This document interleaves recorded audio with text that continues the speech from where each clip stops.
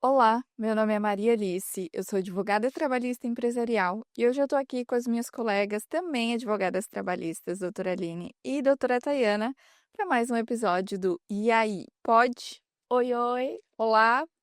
Bom, hoje a gente vai falar sobre um assunto que muitas vezes é o terror do setor de recursos humanos e departamento pessoal, que é sobre a gestão da jornada de trabalho, né? Antes a gente precisa entender um pouco o que é a jornada de trabalho, que nada mais é quando o empregado ele está à disposição do seu empregador para o cumprimento das atividades profissionais. A legislação ela impõe que a jornada ela precise ser clara e precisa estar por escrito, né? Então eu preciso ter essa clareza e transparência junto com o funcionário de qual vai ser a sua jornada de trabalho. E para a gente poder entender assim de uma forma geral a Constituição Federal, ela prevê de forma, né, para todos, 8 horas diárias, 44 horas semanais, podendo ser reduzido ou compensada essa jornada. Além disso, a gente pode fazer 2 horas extras, né, por dia, e se ela não entrar num banco de horas, eu preciso pagar um mínimo de 50% do valor da hora. Mas existem outras modalidades, né, Thay? Sim, Maria, essa jornada de 8 horas e 44 semanais é a jornada clássica, né, de jornada de trabalho prevista aí na própria Constituição. A própria Constituição, ela também prevê a jornada de 6 horas e 36 horas semanais, né, no caso de turnos ininterruptos de revezamento. Mas eu também tenho em outras legislações, na própria CLT, a jornada 12 por 36, que hoje ela está bem mais elastecida para diversos outros segmentos, né. Eu tenho a jornada mais específica, a jornada 24 por 48, que é aquela jornada mais que os médicos, bombeiros, policiais, cumprem essa jornada. E eu tenho categorias específicas na própria CLT que tem previsão de jornadas específicas, como é o caso dos bancários, cuja jornada é de 6 horas, o jornalista, que a jornada é de 5 horas.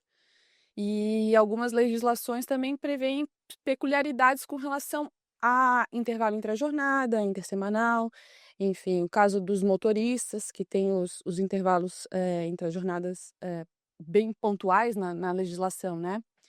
E claro, a gente está pontuando aqui uma questão, de legislação, né, mas a gente gosta muito de falar aqui as exceções com relação à convenção coletiva, né, que principalmente depois da reforma trabalhista, é um meio também de previsão tanto da jornada, mas especialmente dos períodos de descanso, né. Então a gente vê bastante flexibilização com relação aos descansos também em convenção e acordo coletivo. E como tu mencionou, o importante é que isso esteja muito claro e registrado, né, qual é a jornada de trabalho e as condições peculiares de intervalares, vamos dizer assim, de cada funcionário. E quando a gente fala da jornada de trabalho, não tem como não falar, né, do controle dessa jornada, né, Aline? Até porque existem altos índices de inconsistências desse controle de jornada e que é um grande debate, inclusive, para o setor de RH. Debate não, né? É uma dificuldade para o setor de RH. Isso mesmo, Maria. Sobre a questão do controle de ponto, a CLT, ela tem a regra geral que empresas com mais de 20 colaboradores, elas são obrigadas a fazer o controle individual dos seus trabalhadores. Então, isso ela tem que registrar a entrada, intervalos e saída. Isso pode ser feito de diversas formas. Hoje, no mercado, a gente tem muitas opções de controles de pontos. O primeiro que eu vou falar aqui é o manual, que nada mais é do que um livro onde tem ali o nome do colaborador, a sua identificação pessoal, o controle de entrada, de intervalo, de saída e a assinatura. Depois a gente tem o controle de ponto mecânico, que é onde cada colaborador tem ali o seu cartão individual para registro, também da entrada, saída, intervalos.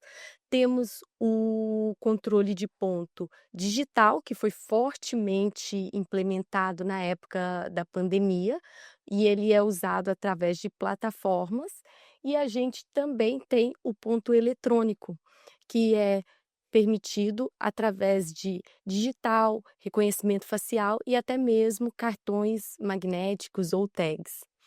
E quando a gente fala desse preenchimento, grandes riscos também, eles vêm do cartão britânico e do pré-assinalado, né, Thay?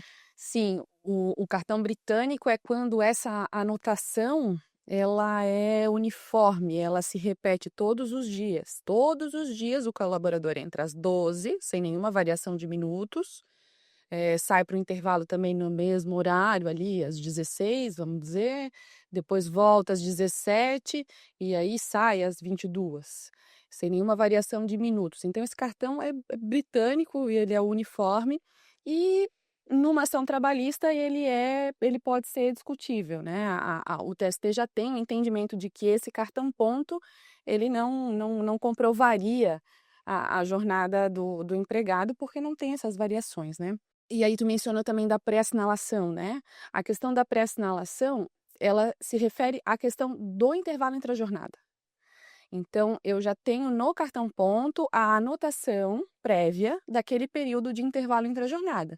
Isso não quer dizer que o funcionário não vai tirar esse intervalo, ele apenas não precisa registrar, porque isso já está pré-assinalado. Tá? Nesse caso também a gente pode ter a discussão de uma eventual anulação do período de intervalo entre a jornada, desde que fique comprovado que o empregado não usava do intervalo, né? Então, assim, a interpretação é contrária. Com a pré-assinalação, eu entendo que, não, está pré-assinalado, então ele teve intervalo. Agora, se houver a discussão, pode ser que... Então, o importante é, a pré-assinalação tem que corresponder ao efetivo gozo do intervalo entre a jornada, né? E também uma outra coisa nova, vamos dizer assim, é a questão do ponto por exceção, né? O registro do ponto por exceção. Ao invés de eu registrar as 4 batidas da jornada contratual, eu registro aquilo que é exceção da minha jornada contratual. Eu registro no ponto um atraso ou então um horário diferente, enfim, aquilo que está excepcional à jornada contratual, ela acaba sendo anotada. Claro, tudo isso não traz tanta segurança, né? Quem está nos ouvindo aqui, principalmente de RH, departamento, o pessoal deve estar pensando, meu Deus, o nosso cartão ponto lá na empresa é todo certinho. Tem as 4 registros com variações e mesmo assim a gente vê um monte de ação trabalhista discutindo o meu cartão ponto. Imagina se eu usar alguma variação dessa, né? O que a gente não pode perder de vista é que na Justiça do Trabalho vigora o princípio da primazia da realidade. Então, aquilo que realmente aconteceu durante o contrato de trabalho é o que realmente vai valer, tá? É importante manter, então, a documentação correspondente ao que realmente aconteceu dentro da empresa. Perfeito, Thay. E falando sobre esses intervalos entre a jornada, é claro, é de conhecimento de todos, mas é sempre bom a gente frisar, né? Que quando eu tenho essa jornada de 6 horas, que excede 6 horas, eu tenho um intervalo de no mínimo 1 hora e de no máximo 2 horas. E se eu tenho uma jornada que excede 4 horas, mas não supera as 6 horas, eu tenho que ter um intervalo de 15 minutos. E, além disso, é importante a gente falar que esse intervalo entre a jornada, que é para repouso e alimentação, ele não é computado na jornada de trabalho, né? E a gente também tem o tempo à disposição, né, Aline? Exatamente. O tempo à disposição é um instituto jurídico e o intervalo entre a jornada, como você bem disse, ele não computa na jornada. Então, ele não é considerado um tempo à disposição. Mas já aquele intervalo para o cafezinho que a empresa queira dar de livre, espontânea vontade, sem ser o intervalo entre a jornada, ele já é um tempo à disposição. Por quê? Tempo à disposição é o período ali que o colaborador ele está efetivamente disponível para a empresa, mesmo que ele não esteja prestando efetivamente um trabalho, como um intervalo ali de 10 minutos para o cafezinho. Mas também a gente tem que prestar atenção que, se o colaborador estiver nas dependências da empresa, por motivo de segurança, às vezes acabou a jornada dele, mas ele tem uma insegurança nas vias públicas e ele está guardando ali o seu transporte, ele não é considerado tempo à disposição, então não computa na jornada. Se tiver uma má condição climática, ele também pode ficar nas dependências que não considera tempo à disposição, então também não computa por uma possível hora extra. O que a gente precisa observar aqui é que cada empresa tem que olhar a sua gestão de acordo com a sua realidade. Então, a mesma coisa para aqueles controles de pontos que eu falei. Às vezes, alguns não dão para alguma atividade. Já tive situações que a empresa não poderia ter o digital porque a função era pedreiro e aí a digital não funcionava. Então, tem que ver o que adapta melhor ao seu negócio e fazendo tudo bem, de forma bem esclarecida para os funcionários, uma comunicação, um treinamento para não gerar essas dúvidas e no fim disso tudo, ver qual é a melhor forma de usar essa gestão do tempo em caso de hora extra. Se é fazendo o pagamento do adicional ali de mínimo de 50% ou criando um banco de horas. Então, a gestão da jornada de trabalho, ela é super importante para a empresa, né? Se eu tiver acordos bem definidos, se eu tiver uma transparência com o empregado, então ela vai estar aliada à CLT, ao cumprimento das obrigações dos funcionários, né? Outra coisa que a gente precisa mencionar, e que eu falei antes ali sobre as inconsistências no cartão ponto, porque muitas empresas perguntam: e aí, doutor, o que eu posso fazer nesse caso?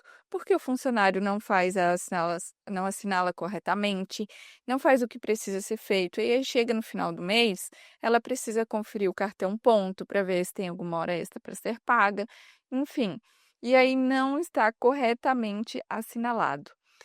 Cabe as punições e penalidades previstas na CLT. É isso que se pode fazer, porque é uma responsabilidade do funcionário assinalar corretamente. Caso ele não faça, pode aplicar advertência, suspensão, o que for conforme a CLT para o cumprimento dessa obrigação. Mas é isso, meninas. Muito obrigada por hoje. Pessoal, não deixa de seguir a gente nas redes sociais, se inscreva no nosso canal e curta aqui esse vídeo. Até a próxima. Tchau, tchau. Tchau!